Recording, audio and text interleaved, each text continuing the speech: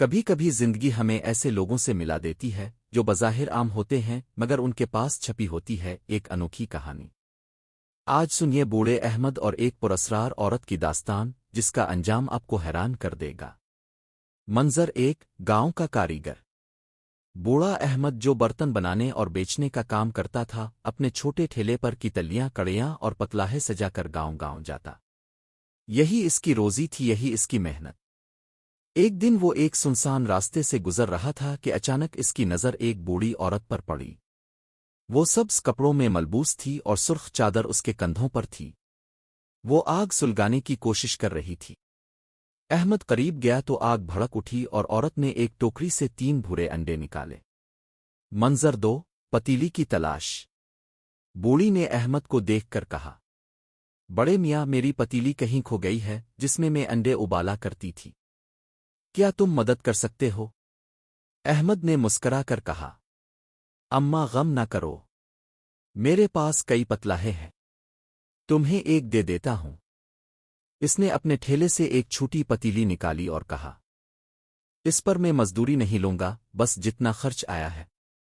بوڑھی نے شکریہ ادا کیا مگر جب بٹوا جیب اور جوتی کی ایڑی تک ٹٹول ڈالی تو افسوس کے ساتھ بولی، میرے پاس اس وقت 1 روپیہ بھی نہیں، اگلی بار جب آؤ گے تو دے دوں گی۔ منظر 3، پراسرار ملاقات۔ وقت گزرتا گیا۔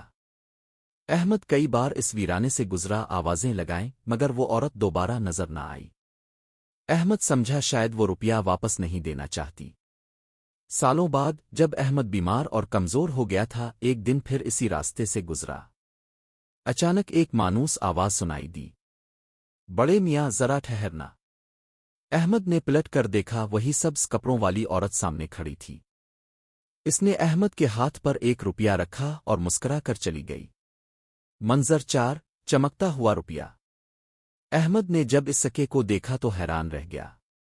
وہ روپیہ عام نہیں تھا، وہ چمک رہا تھا جیسے روشنی اس کے اندر سے نکل رہی ہو، مگر اس میں ایک چھوٹا سا سوراخ بھی تھا۔